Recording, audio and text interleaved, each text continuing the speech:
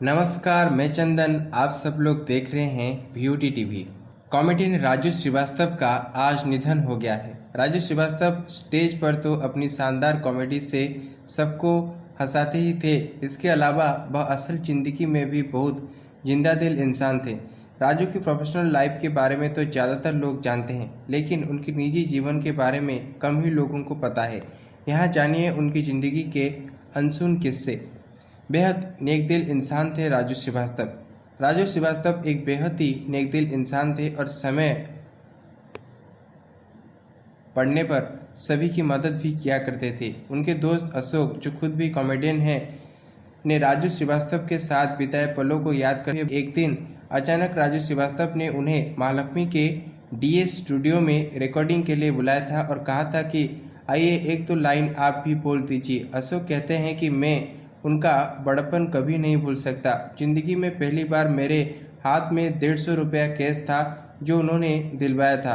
इसके बाद उन्होंने खाना भी खिलवाया। अशोक कहते हैं कि मुंबई आने के बाद पहली बार मैंने भरपेट खाना खाया था। इसके बाद राजू श्रीवास्तव ने यहाँ तक कहा था कि तुम मेरे घर पर आकर रहो। जब भीड़ से बचने के लिए महिला के घर चले गए थे राजू श्रीवास्तव।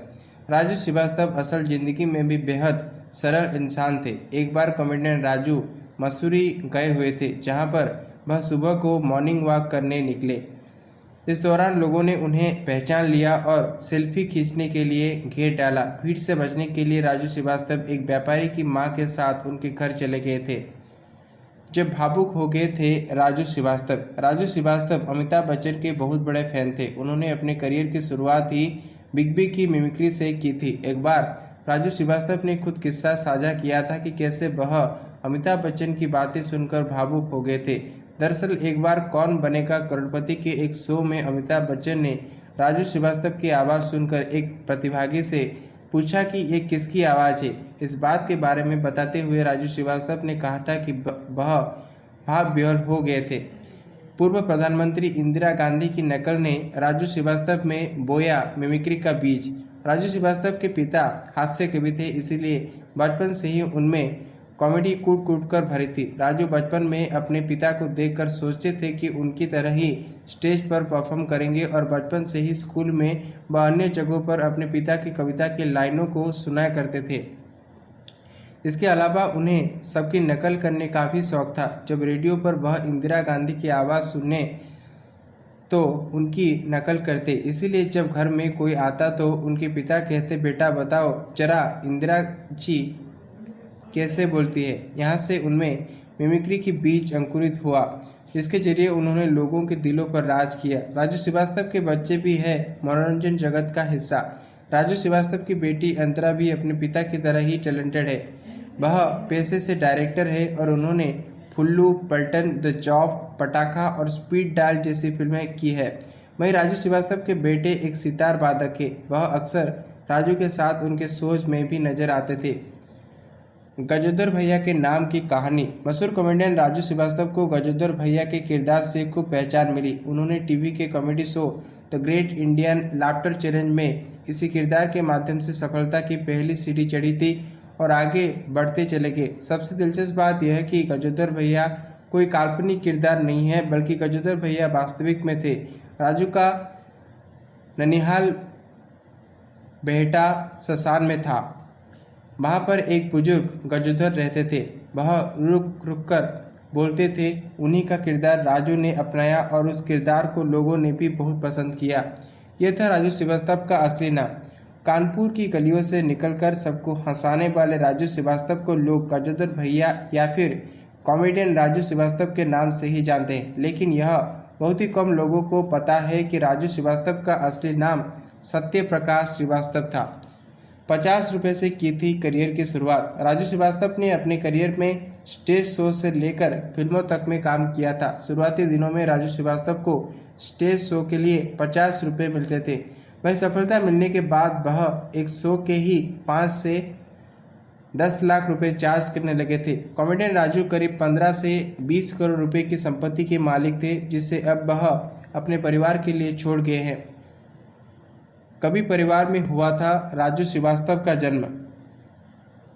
कम ही लोग जानते होंगे कि कॉमेडियन राजू श्रीवास्तव का जन्म एक कवि परिवार में हुआ था। कानपुर में जन्मे कॉमेडियन राजू के पिता रमेश चंद्र श्रीवास्तव एक जाने माने कवि थे और वह बलई काका के नाम से मशहूर थे। राजू को शुरुआती दिनों में कलाकारों की मिमिक्री करने का शौक था, इसलिए वह घर के अलावा स्कूल और पार्टी आदि में भी लोगों का मनोरंजन करते रहते थे। हालांकि इस वजह से कई बार घर में डांट भी खानी पड़ती थी, क्योंकि उनकी मां चाहती थी कि वह पढ़ लिख कर कोई अच्छी नौकरी करे। लेकिन राजू श्रीवास्तव ने अपनी मेहनत से कॉमेडी में ही एक अलग मुकाम पाया।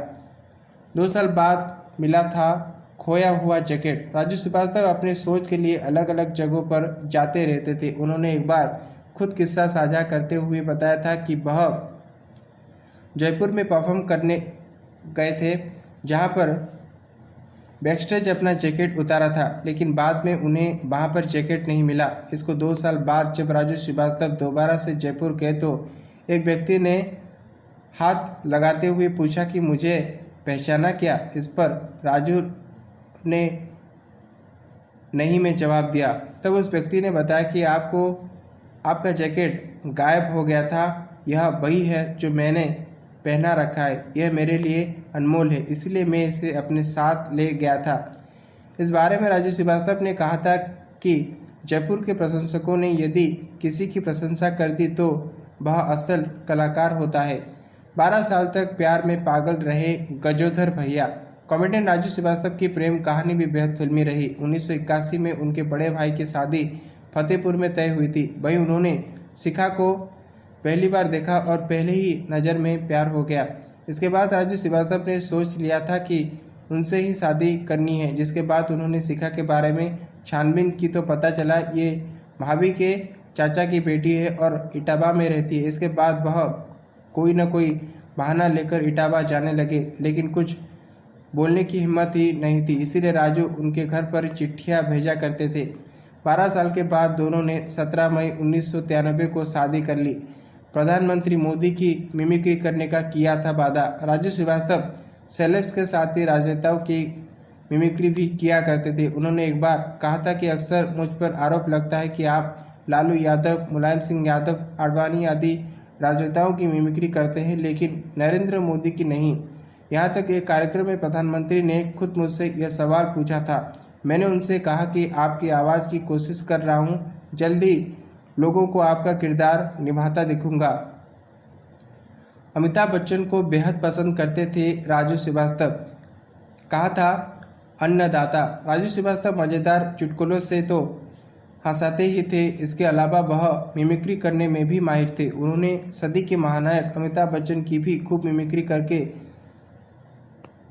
भी तारीफें लूटी। कई बार राजू श्रीवास्तव ने अवार्ड शो में अमिताभ बच्चन की मिमिक्री की तो खुद अमिताभ बच्चन और उनके परिवार के सदस्य भी वहां मौजूद थे। हालांकि बिग बी ने इस पर कभी कोई आपत्ति नहीं जताई।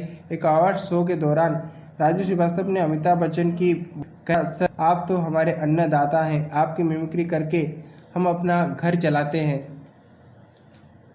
बरगढ़ से चंदन कुमार महांती का रिपोर्ट, POD TV।